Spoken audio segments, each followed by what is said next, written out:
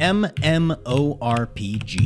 When I say that, what comes to your mind? Well, probably for most of you, World of Warcraft. Maybe the age-old clicker game, RuneScape, and perhaps for some of the more risque amongst my viewers, Final Fantasy XIV.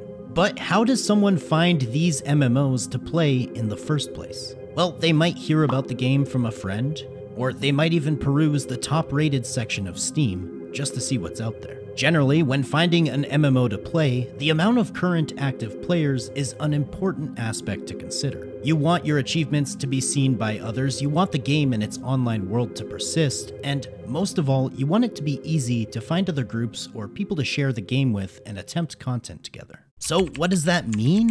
Well, generally, if a game has a lot of players, it's much easier for that game to not only get new players, but to keep its current ones. It's sort of a rich get richer situation. So then, what happens when you leave the top-rated front page of most popular MMOs on Steam? What happens when you delve into the abyss that is page after page of MMOs? Are they all just completely awful, pay-to-win filled, reused assets with, yes, mostly.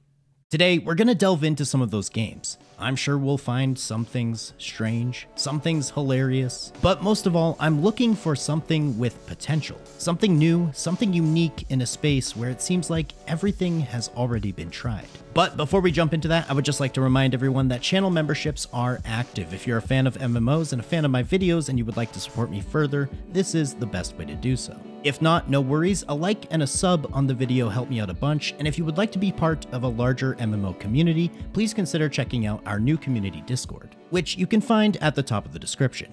Now, let's get into it. So first up today, we have a bit of an interesting one, Ryzom.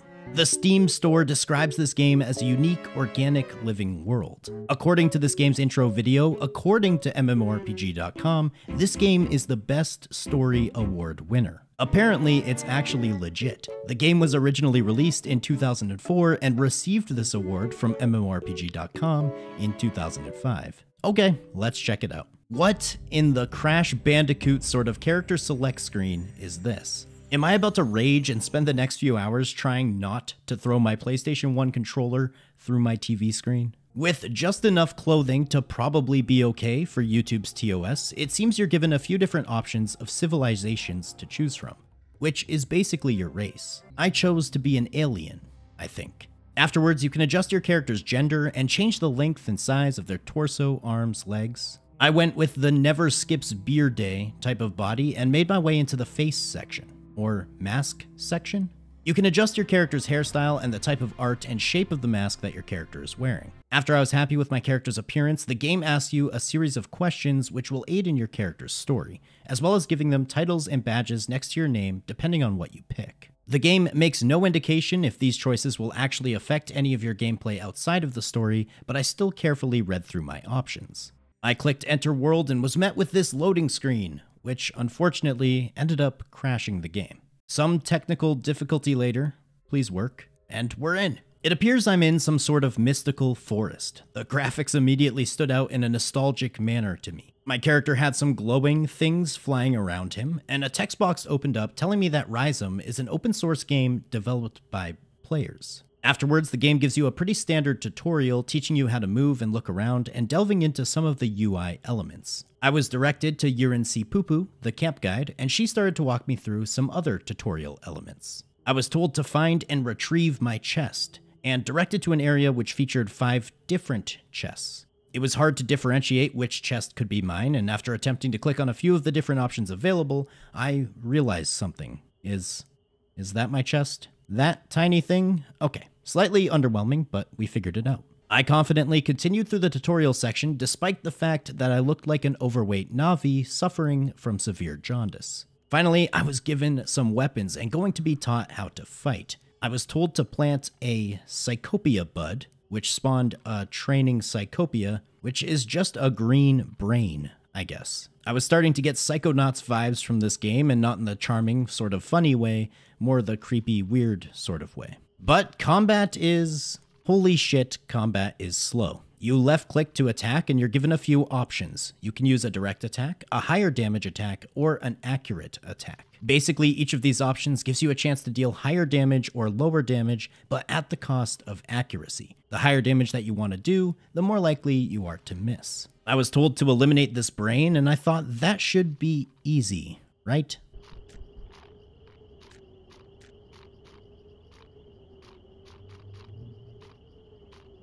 Nice, that only took me about 2 minutes, and I got my fight skill to level 2. Okay, awesome. So, running like that kid in your class who was 6'4" in the 5th grade, I made my way to a nearby village to meet with Chiang the Strong. But first, I ran into another player.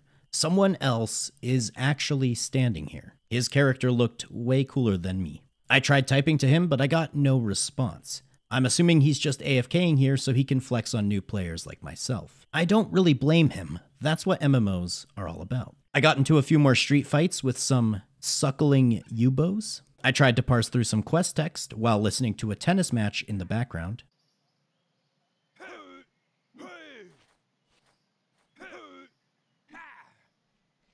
And I even got the chance to use some magic abilities on some more suckling Yubos. Now, unironically, Ryzom seems extremely interesting. The gameplay is horribly outdated and definitely takes some getting used to. But all in all, it seems like a super unique world that I would love to one day do a deep dive into.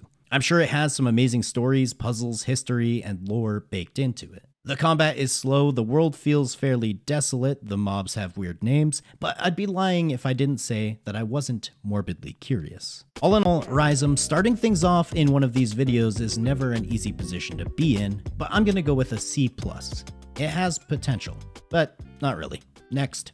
Okay, next up, I believe I've found the reused asset King. Kingdoms in Chaos. It says it's an open-world faction PvP MMO influenced by old-school MMOs. Ladies and gentlemen, I present to you Albion Online from Wish. That is, if I could present it to you. After opening up the game and being greeted by this lovely login screen, which also, is that the World of Warcraft cursor icon? It appears there is no actual way to create an account to play this game in 2024. Is there a way to get games that are literally unplayable removed from Steam? If anyone from Steam somehow watches this video, this game, Kingdoms of Chaos, is quite literally unplayable. You cannot make an account. Listen, I didn't have high hopes for Kingdoms in Chaos, but this was somehow worse than I expected.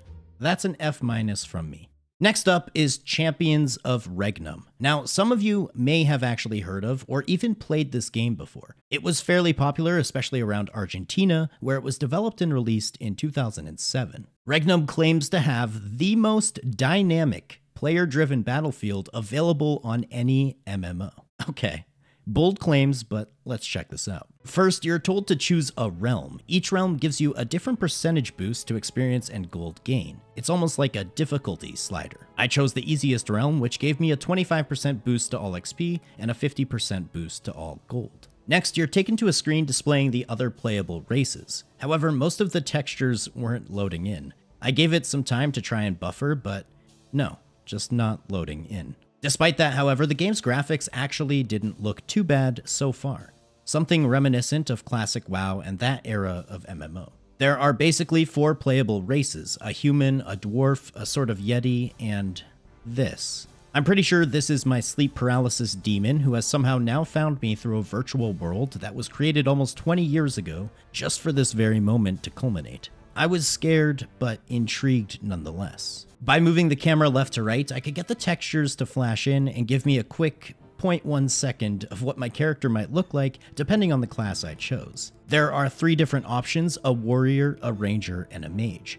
Pretty simple, but that's not necessarily a bad thing. I chose to be a mage, and finally, happy with my character's appearance and attributes, let's see what this is all about. What in the WoW clone is this?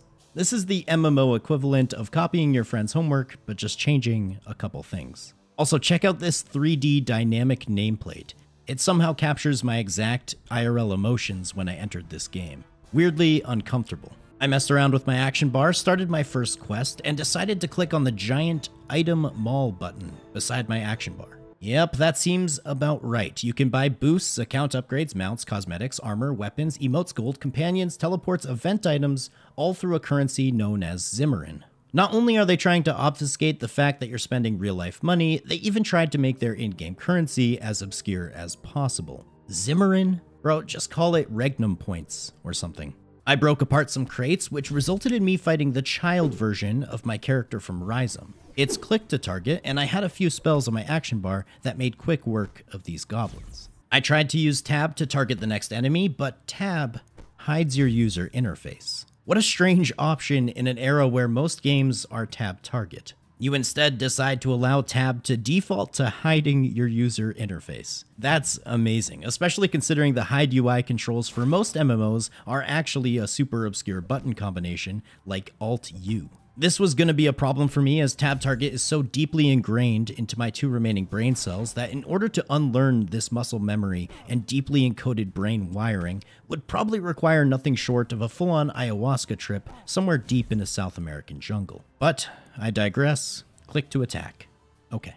Oh, you can also click to move. That's kind of nice. I handed in my quest and I was level 2. I was then directed to kill 5 wolves, and honestly the combat really isn't too bad. It's very similar to World of Warcraft and other target NPC ability-based games. But it was pretty smooth and my abilities felt impactful, and I got to level 3 and made my way to Skolheim Village. I met a mage trainer where it seemed like I could spec both into certain weapons as well as skills so that they did more damage or they were more accurate. I was told to take down some training dummies, and this is where I realized that mana regeneration is really slow. The solution to this is to use the rest emote, which increases your regeneration a bit, but it's still pretty slow.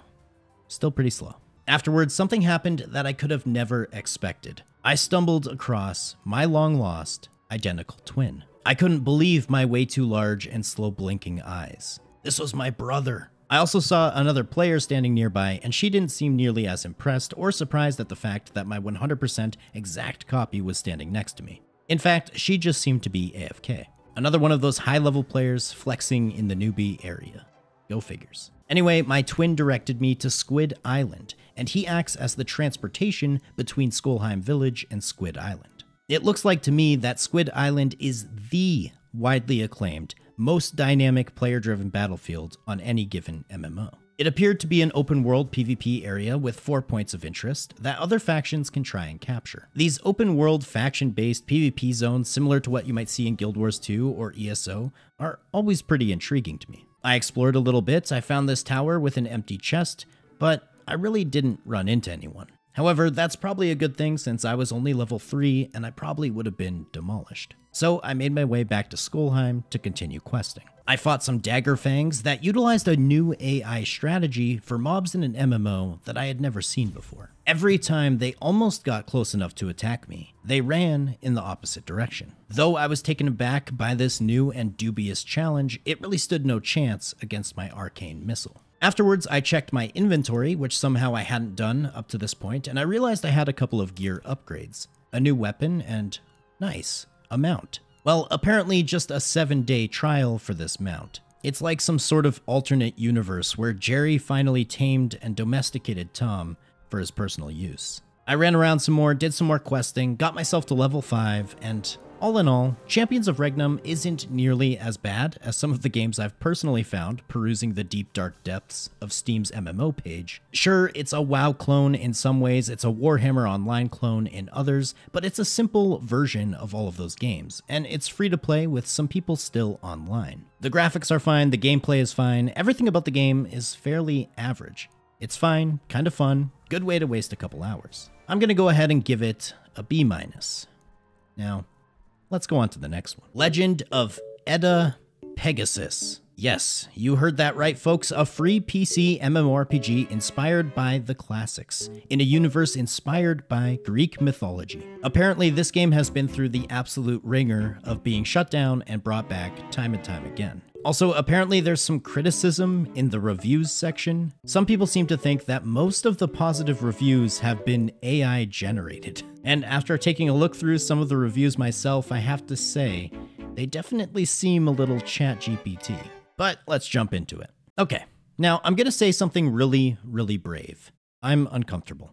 I really hate the overuse of childlike features as a trope in a lot of these anime-inspired MMOs, but We are here to judge the game not just on its graphics and art style, but also the gameplay. Character creation features a few different classes, fighter, rogue, and mage. Not unsimilar to what we saw in Regnum, I chose to be a rogue and made my way into the game. You're greeted with a way too loud cutscene before being asked if you would like to complete the tutorial, which would give me a cosmetic hat, so of course I will be completing the tutorial. Couple of technical difficulties later and okay, we're good to go. WASD, or click to move, I fought this giant earth golem, and then afterwards I fought a more giant earth golem, and that was the entire tutorial. After which I could choose a cosmetic outfit based on an animal.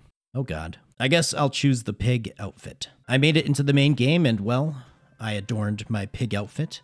Can I just say, I hate this so much. I tried talking to one of the players next to me, but she wouldn't reply. Probably because I'm wearing this ridiculous pig outfit, and even worse, she could probably sense that I was completely out of my element. In fact, I even found a large group of players standing nearby, and I tried to play it more cool this time, and I said, "What's up?" They all just ignored me like I was the new kid in school from an early 2000s teen drama. Okay, well, visuals aside and anime bias aside, let's go ahead and give this game as fair of a shake as I can. Try to complete some quests. I made my way to the Gaian Plains where I was told to kill rats. How are we really calling this Jigglypuff Meryl crossover Pokemon hybrid a rat? Have you ever seen a rat? They look nothing like this.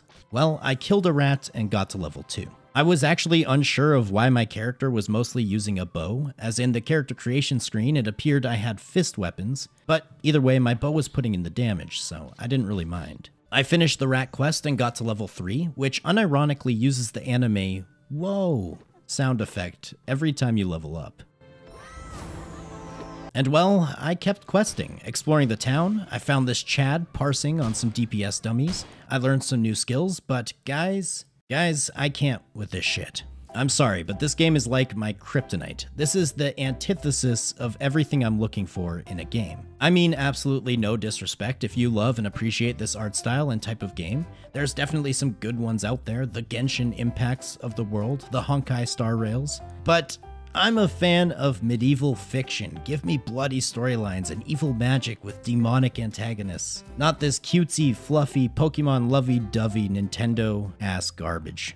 All in all, D+, because honestly, given a different art style and story, the game itself really had no glaring issues. Alright, next up we have something actually kind of interesting here. Perpetuum, a mech/robot-themed sandbox single-server MMO that was released in 2014. I've never heard about this game before, and the screenshots look fairly interesting. Oh yes, I can already tell this is going to be some top-notch character customization. The second they start letting you play with the nitty-gritty details from the curvature of your nose to the depths of your character's temples, you know you're going to have a good time. Now, this game features presets that are based on ethnicity, which is either an extremely brave or an extremely stupid choice. Even in 2014, I'm not 100% sure how they managed to get away with this. Also, why is it only the African male that has a tattoo? What sort of subliminal messaging is this game trying to convey? Anyway, after a good few minutes of absurd character customization and rolling around my character's eyes like they were a lead guitarist doing a solo for a heavy metal band, we finally made it into the game. Kind of. You're introduced to a terminal with way too much user interface. In the bottom right, you're greeted with an endless amount of tutorials that the game is preparing to walk you through before you can even begin playing. I really was interested in playing this mech-based shooter sandbox MMO, but I was really not interested in immediately feeling like I needed to watch a YouTube tutorial on how to even get the game to function. This game already looked more complicated than EVE Online, and it felt more like my first time trying to write code than my first time trying to play a game. After a few painstaking minutes of tutorial hell, I learned how to access my private storage, find my mech suit, and right-click the mech suit to open up 20 plus different options, of which I had to find Activate, which of course is the fourth option down. Finally, I was able to hit deploy and we were put into the game. Now, I'm not gonna lie, after that absurd character customization, this level of 3D graphical fidelity was absolutely not what I was expecting to load into. The game unironically doesn't look that bad. As with almost every other game we've played today, WASD to walk or click to move. I was directed over to this battery station and double clicking on it blew me up, okay? I was shown some more confusing tutorials which tried to explain inventory management. You basically have 4 different inventories from private storage to public storage to actually being equipped. And afterwards, I was directed back into the game and told to go to the shooting range. Finally, let's get into some combat. So, in order to actually target an enemy, I had to bring up the target module, and first select the enemy in my landmark information window, which I could then use to apply the primary target ability to that selected enemy, which would make that enemy my target in my target module. From there, using my modules panel, I could select what type of attack I wanted to use on the enemy. Unfortunately, the game informed me that I was out of ammo, and the enemies began shooting at me instead. I tried time and time again to attack these little mech spiders, but they were ganging up on me. Seriously, every single one of them started shooting me, and I couldn't do anything to retaliate. Ammo not found splashed time and time again across my screen before I eventually just gave up. I think I'm literally too stupid to play this game. Listen, it seems unique, it seems interesting, but it's altogether way too overcomplicated. It's complicated for the sake of being complicated, which can be fun sometimes, but it's really not what I'm looking for in an MMO. I'm gonna go ahead and give it a C-, because at least it's something radically different from what you're normally seeing. Now, next up we have Islet Online, another sandbox-style MMO all about digging and placing blocks. It seems to once again have a bit of that childlike anime trope sort of art style, but not nearly as egregious as a form of it that we had with Legends of Edda. This sort of self-described Minecrafty MMO has me intrigued. You see, there is a stark difference here. This game is much less Legend of Edda style of anime cutesiness and more Animal Crossing or The Wind Waker. This is somehow much more palatable for me. Character customization has a couple of options, but nothing too crazy in terms of variability. You can already purchase different types of haircuts and outfits through the character customization screen, which is always a bold move to include microtransactions in your player's literal first seconds of gameplay, but hey, it probably works, let's be honest. I was quite happy with my character's appearance, so let's get into the game. I was introduced to, you probably won't believe it, WASD movement, and told to look around the area. There was a giant arrow path showing me where I needed to go, and I noticed a couple of other players were standing around me. I took a seat on this bench and I really just wanted to take it all in. So I took a look at the in-game shop. You can buy 4,000 coins for the cheap price of $90 US. Although I have to admit, at least they have the gall to show you the actual real-life price of the currency, because many other games will outsource this page to the Steam store in order to try and hide the actual cost of certain things. And most of everything you can buy appeared to mostly be account-related or cosmetic. But although my initial impressions of this game were less than ideal, and I was feeling fairly underwhelmed by what I had witnessed so far, everything was about to change. I realized I had a jumping experience bar, and there was an XP bar for health, recovery, climbing, and about a million other activities that you can do in-game. I got myself to jumping level 2, and that's where the addiction set in. Now, I'm not saying that I'm on the spectrum, but all I'm going to say is that when numbers go up in video games, it does something to me. It changes me. And when numbers can go up for benign activities like jumping, sign me up. This is my inner RuneScape nerd coming out. I wanted to get my jumping level as high as possible, as fast as possible. Boom, level 3, which unlocked the double jump. Apparently at a high enough level, you can actually jump 4 times in a row. A little while later, boom, level 4. The experience per jump was starting to slow down immensely, but that wouldn't stop me. Level 5 jumping already. Then I really got into the grind. Level 6 probably took me about 5 minutes straight of double jumping. Worth it. Okay, I decided we have to check out the rest of this game. This sort of semi-RuneScape scaling system has me completely infatuated. I love games with this sort of progression system, and I hope it carries over to every other aspect of the game. Then I realized I gained some HP XP. Apparently every so many steps that you take, you gain a little bit of experience which goes toward the health skill.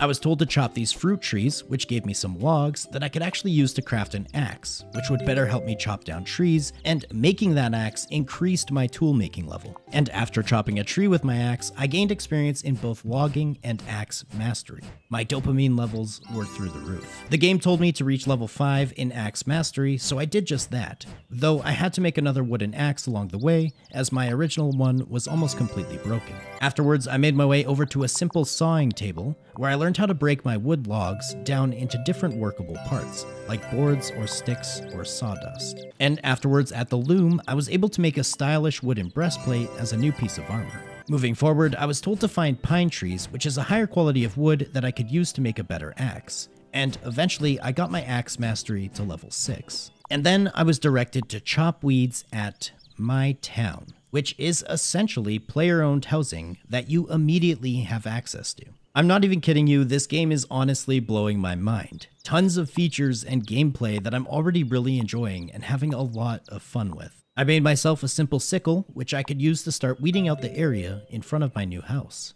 The game then directed me to make a wooden storage box, which I could place anywhere in this area. In fact, similar to Minecraft, you can place any blocks anywhere to make whatever structure you desire. This mix of RuneScape type skilling with Minecraft type building and crafting was acting like some sort of weird drug that I didn't even realize I wanted. I wish it came with a bit of a better rap, maybe a more robust world, less Nintendo-esque graphics, but honestly at this point I really didn't care. This is what I've been unironically looking for in an MMO.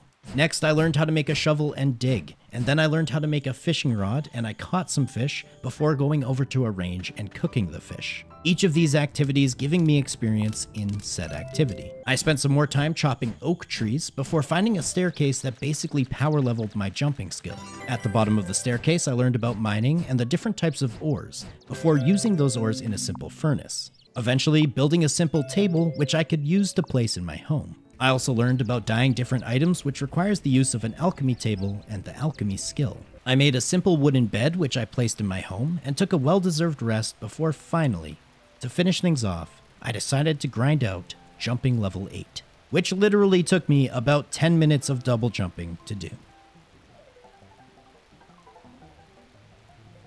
Listen, this game isn't perfect, it isn't my ideal MMO, but it's damn close. The game looks ridiculous at times, childish, a little empty, it's lacking players, but the systems are fantastic. I would love to see all of the systems in this game ported over to a game that looks like PAX Day and plays like Retail WoW. This was unique, interesting, combined a ton of elements I enjoyed into one game, and honestly, it's the first time in any of these videos that we have an A+.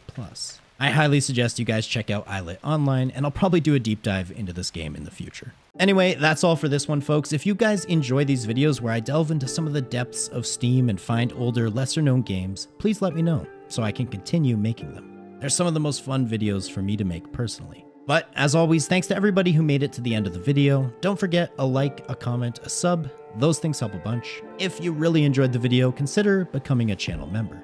But I'll catch you all in the next one. Later.